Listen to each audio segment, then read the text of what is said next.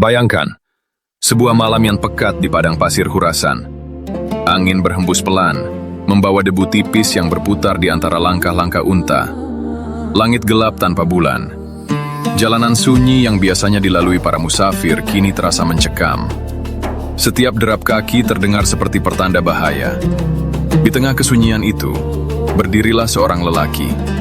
Wajahnya keras, tatapannya tajam. Sosoknya tegap dalam bayangan malam. Namanya membuat para kafilah dagang gemetar sebelum mereka sempat melihat wajahnya. Dialah Fudail bin Iyad. Ia bukan pencuri kecil yang beraksi diam-diam.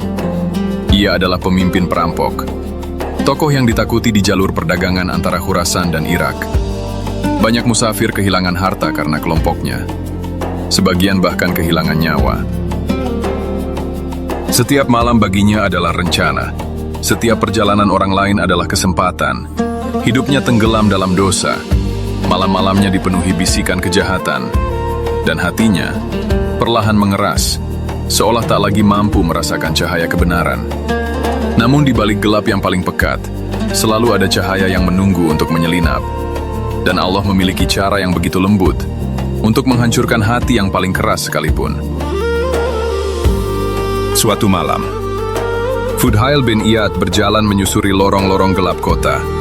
Langkahnya mantap, tapi hatinya dipenuhi niat yang keliru. Ia terpikat pada seorang perempuan, dan malam itu, ia berniat mendatanginya dengan cara yang tidak diridhoi Allah. Langit masih gelap, suasana sunyi. Dengan hati yang keras dan tanpa rasa bersalah, ia memanjat dinding rumah itu. Tangannya mencengkeram batu bata, kakinya mencari pijakan. Namun, saat tubuhnya hampir mencapai puncak dinding, terdengarlah suara dari dalam rumah. Seseorang sedang membaca Al-Quran. Suara itu lembut, namun jelas. Tenang, namun menembus jiwa. Lalu terdengarlah ayat ini menggema di malam yang sunyi. Belumkah datang waktunya bagi orang-orang yang beriman untuk tunduk hati mereka mengingat Allah? Al-Quran Surah Al-Hadid, ayat 16. Waktu seakan berhenti. Tangannya membeku di atas dinding. Nafasnya tertahan. Dadanya bergetar. Ayat itu bukan sekedar suara. Ia seperti petir yang menyambar tepat di jantung hatinya. Seakan-akan Allah sedang berbicara langsung kepadanya. Seakan-akan ayat itu ditujukan hanya untuk dirinya. Belumkah datang waktunya? Matanya mulai basah. Untuk pertama kalinya setelah sekian lama, hatinya terasa retak. Dengan suara lirih yang hampir tak terdengar, ia berbisik, "Ya Allah, sungguh telah tiba waktunya. Sudah waktunya." Tidak ada ceramah, tidak ada orang yang menasihatinya, tidak ada tangan yang menariknya turun. Hanya satu ayat, dan satu ayat itu meruntuhkan seluruh benteng kesombongan yang selama ini ia bangun. Perlahan, Fudail bin Iyad menurunkan tubuhnya dari dinding itu. Tangannya yang tadi kuat mencengkeram kini gemetar. Kakinya yang biasa melangkah tanpa ragu kini terasa berat. Ia berjalan, tanpa arah. Malam masih sama gelapnya. Namun di dalam dadanya, sesuatu sedang runtuh. Hatinya bergetar hebat. Dadanya sesak. Dan untuk pertama kalinya setelah sekian lama, ia menangis. Bukan tangisan seorang penjahat yang tertangkap. Bukan tangisan karena takut pada manusia. Ini adalah tangisan seorang lelaki yang tersadar betapa jauh ia telah tersesat. Air mata itu mengalir deras, menghapus debu dosa yang selama ini menutupi nuraninya. Di tengah sunyi malam, ia berkata pada dirinya sendiri, "Berapa banyak dosa yang telah aku lakukan? Berapa banyak musafir yang aku rampas?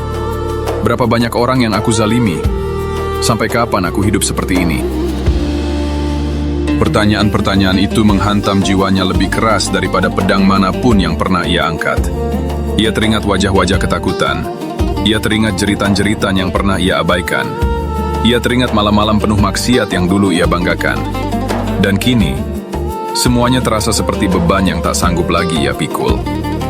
Malam itu tidak ada yang tahu. Tidak ada saksi. Tidak ada sorakan. Tidak ada tepuk tangan. Namun di langit, para malaikat menyaksikan sesuatu yang luar biasa. Malam itu, seorang perampok mati. Bukan tubuhnya, tapi kesombongannya, keangkuhannya, dan seluruh kejahatan yang selama ini ia pelihara.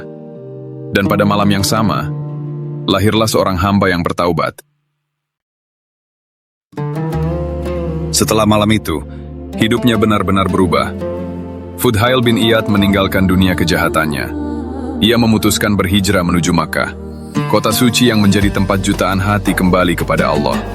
Ia tidak lagi membawa pedang. Ia tidak lagi memimpin kelompok perampok. Yang ia bawa hanyalah hati yang hancur dan tekad untuk memperbaiki diri.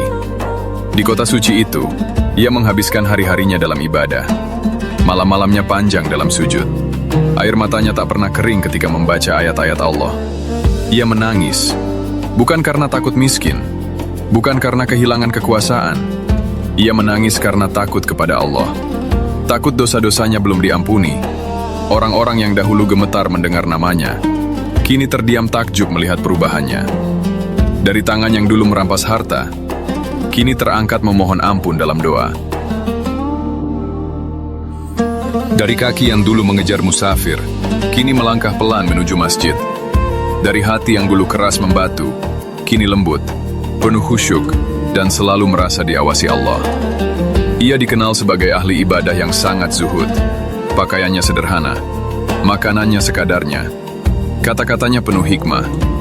Jika ia berbicara tentang akhirat, orang-orang menangis. Jika ia membaca Al-Quran dalam sholat, suaranya bergetar, dan jamaah di belakangnya ikut basah air mata. Wajahnya bukan lagi wajah yang ditakuti, melainkan wajah yang memantulkan rasa takut kepada Allah. Bahkan para ulama besar pada zamannya datang untuk mengambil pelajaran darinya. Mereka duduk di hadapannya. Mereka mendengarkan nasihatnya. Siapa yang menyangka, seorang mantan perampok yang dahulu menguasai jalanan malam, kini menjadi guru bagi para ahli ibadah. Inilah kuasa taubat. Allah tidak melihat siapa dirimu kemarin. Allah melihat siapa dirimu hari ini, dan kemana langkahmu menuju. Kisah Fudhail bin Iyad bukan sekedar cerita masa lalu yang kita dengarkan, lalu kita lupakan. Ia adalah cermin. Cermin bagi siapapun yang hari ini merasa terlalu jauh dari Allah. Terlalu banyak dosa. Terlalu kelam masa lalu. Terlalu kotor untuk kembali.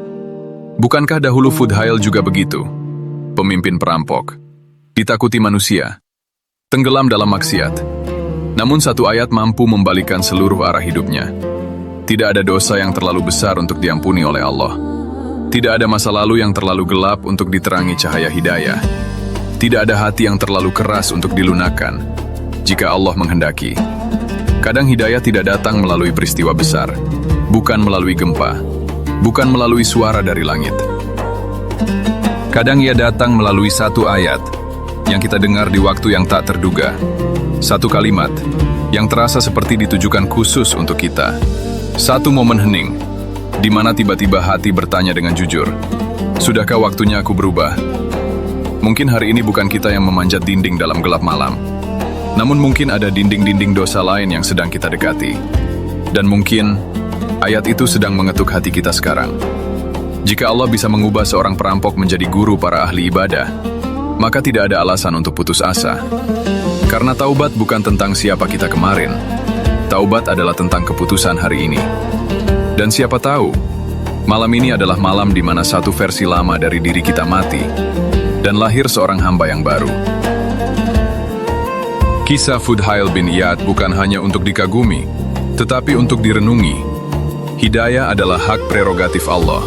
Ia bisa datang di saat paling tak terduga, di puncak maksiat, di tengah gelapnya dosa, di momen yang bahkan tidak pernah kita rencanakan.